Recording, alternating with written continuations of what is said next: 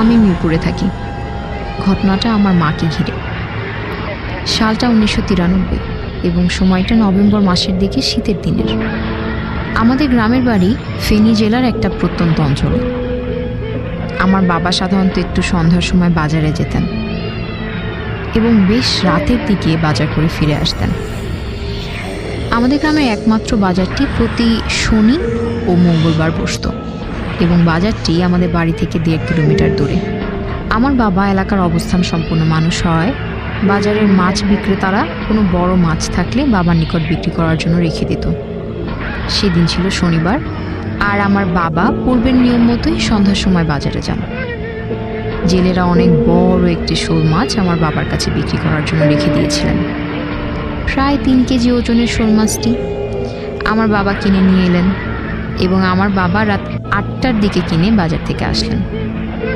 এত রাতে মাছ আনাতে আমার আম্মা বাবার উপর বেশ রাগ করলেন।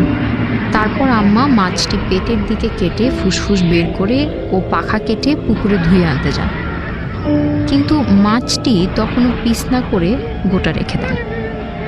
উদ্দেশ্য ছিল পুকুরে ধুয়ে তারপর পিস করবেন। আমাদের পুকুর ঘাটটির অবস্থানটা একটু বর্ণনা দিই। পুকুর ঘাটটি আমাদের ঘর থেকে প্রায় 200 গজ দূরে এবং পুকুর ঘাটের পাশে একটি বিশাল তেঁতুল গাছ ছিল। তেঁতুল গাছের কারণে সাধারণত কেউ রাতের দিকে পুকুর ঘাটের দিকে যেত না। তাছাড়া তেঁতুল গাছটি নিয়ে আমাদের গ্রামে বিভিন্ন ভৌতিক গল্প চালু ছিল। আমার আম্মা ভূত প্রেত এসব বিশ্বাস করলেও তেমন একটা ভয় পেতেন না, কারণ ভয় পেলেও তার কোনো উপায় ছিল না। বাবা যেহেতু প্রায় রাতে মাছ কিনে আনতেন, আমাকে রাতেই মাছ ধুতে পুকুরে যেতে হতো। যাকে এবার মূল ঘটনায় আসি।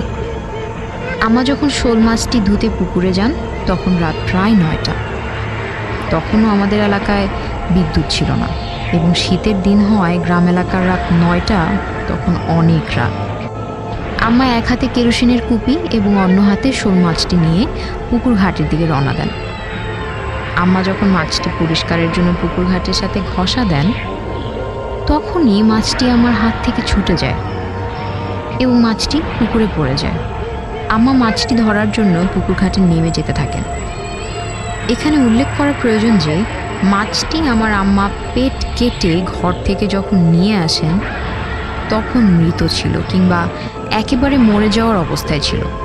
আম্মা যখন পুকুর ঘাটের প্রথম সিঁড়িতে নামেন, মাছটি আম্মার পায়ের সাথে লেগে পরের সিঁড়িতে চলে যায়। আমার আম্মা তখন দ্বিতীয় সিঁড়িতে নামেন, মাছটি আম্মার পায়ের সাথে লেগে তৃতীয় সিঁড়িতে পড়ে যায়। এভাবে একে একে আম্মা যতই পুকুরের গভীরে নামেন ততই মাছটি আরও গভীরে যেতে থাকে। একসময় আম্মা পুকুরে তার নাক সমান পানিতে নেমে যান। এত গভীর রাতে আম্মা যে পুকুরে এত গভীরে নেমে যাচ্ছেন তা আম্মার মাথায় একবারও আসেনি। আমিও আমার আপা হারিকেন জ্বালিয়ে পড়ার রুমে পড়ছিলাম। আমার বাবা পাশের বাড়িতে তার সমান বয়সের একজনের সাথে আড্ডা দিতে গিয়েছিলেন এবং বলে গিয়েছিলেন তিনি রাত 10টা অথবা 10:30টার দিকে অথবা এর পরে ফিরে এলে মাছ রান্না হলে আমাদের সবার সাথে ভাত খাবেন। আমরাও শোল মাছ দিয়ে ভাত খাবো বলে পড়ালেখা করতে লাগলাম। এদিকে রাত প্রায় 10টা বেজে যায় এবং আম্মা পুকুর ঘাটে এতক্ষণ কি করছেন তা দেখার জন্য আমার বড় বোন একটি কুপি বাতি নিয়ে পুকুর ঘাটের দিকে আমাকে সহ দেখতে যান। পুকুর ঘাটে আমরা শুধু আম্মার কুপির বাতিটি দেখতে পাই, কিন্তু আম্মাকে দেখতে পাই না। আম্মাকে আমরা পুকুর ঘাটে দেখতে না পেয়ে পুকুরের গভীরের দিকে তাকাতে দেখি আম্মা প্রায় ডুবে যাচ্ছেন। এই দৃশ্য দেখে আমার আপা চিৎকার করে ওঠেন, আম্মা আপনি পুকুরে নেমে কি করছেন?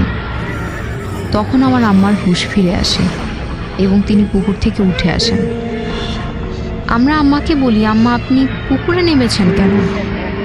আম্মা উত্তর দেন, আমি মাছটি যখন ধুতে শুরু করি তখন মাছটি কীভাবে যেন লাফ দিয়ে পুকুরে পড়ে যায়, আর আমি সেটাকে যখনই ধরতে যাই ততই পুকুরের গভীরে চলে যায়, আর আমিও মাছটিকে ধরার জন্য গভীরে যেতে থাকি।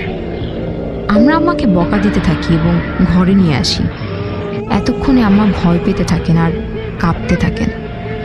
পরের দিন সকালবেলা আমরা যখন পুকুরের ঘাটে যাই তখন শোল মাছটিকে পুকুরে মরা অবস্থায় ভাসতে দেখি।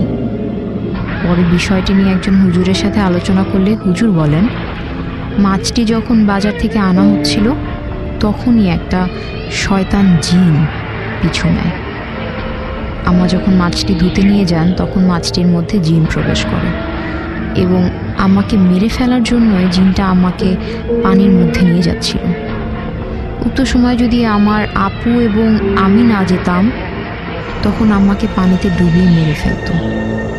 আমার আম্মা অত্যন্ত পরহেজগার ছিলেন এবং মাছ ধোয়ার আগে এশার নামাজ পড়ে আসায় তার অজু ছিল বলে জিনটি আম্মাকে সরাসরি হত্যা করতে পারেনি, তাই পানিতে নামিয়ে হত্যা করতে চেয়েছিল জিনটি। আমার নাম হিমেল। আমার বাসা ঢাকা কেরানীগঞ্জ কলাতিয়া। আমাদের এখানে আশেপাশে কিছু বাড়ি আছে যেখানে কিছু লোক বাস করে। শুনেছি তারা নাকি জিন পালন করে। তো তারা মাঝে মাঝে জিনের সন্তুষ্টির জন্য কয়েকটা দিন মেলা বা কিছু নিয়মকানুন পালন করে থাকে। সেই সময় আশেপাশে নানা ধরনের কিছু সমস্যা দেখা যায়, যেমন রাতে কেউ বের হলে সাদা কাপড় পরা মানুষের অবয়ব দেখতে পায়। আবার কেউ কেউ তাদের ঘরের জানালায় টোকার বা নানা ধরনের শব্দ শুনতে পায়। সেগুলো আবার একটা সময় পর সব আগের মতো স্বাভাবিক হয়ে যায়। এখানে স্থানীয়দের পাশাপাশি ঢাকার বাহিরের অনেক লোক থাকে এবং কাজ করে স্থানীয়দের মতোই। আমাদের বাসায় এমন কিছু পরিবার থাকে প্রায় অনেক বছর ধরে। গত ঈদের শেষে তাদের পরিবারের কিছু লোক ঢাকা বেড়াতে আসে। তাদের মধ্যে ছিল একটি 1 থেকে 2 বছরের একটি শিশু। সে কথা বলতে পারে না, হাঁটতেও শিখেনি, হামাগুড়ি দিয়ে সারাদিন খেলা করে। একদিন ভর দুপুরে বাচ্চার মা তাকে পাশে খেলতে দিয়ে একটি প্লাস্টিকের বালতিতে তার কাপড় ধুচ্ছিলেন।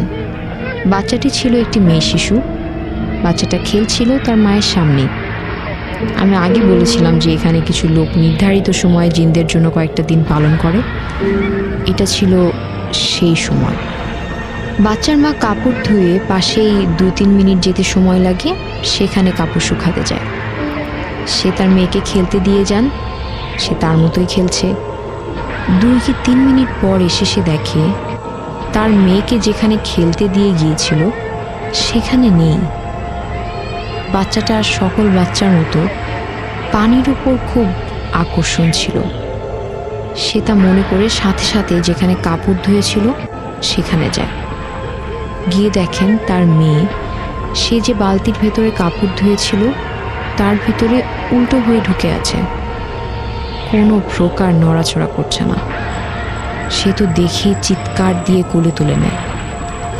কোলে নিয়ে দেখে তার মেয়ে একদম নিস্তেজ এবং ঠান্ডা হয়ে গেছে। তার চিৎকার শুনে আশেপাশের সকল লোক জড়ো হয়। আমিও যাই। আমি তো দেখে অবাক। বালতিতে পানি একেবারেই কম। বাচ্চাটা এমনভাবে পড়েছে যে গাও ভিজেনি, শুধু মুখটুকু বালতির ভিতরে ছিল, পা উপরে। পরে সাথে সাথে বাচ্চার নিস্তেজ অবস্থা দেখে তাকে হাসপাতালে নিয়ে যাওয়া হয় এবং ডাক্তার তাকে মৃত ঘোষণা করেন। ভূত কথা। আপনার নিজের ভৌতিক অভিজ্ঞতাগুলোকে অন্যের কাছে পৌঁছে দিতে আপনার ঘটনাটি আমাদেরকে লিখে পাঠান রেডিও ফুর্তির অফিসিয়াল ফেসবুক পেজে মেসেজ করে অথবা অডিও ক্লিপ রেকর্ড করে।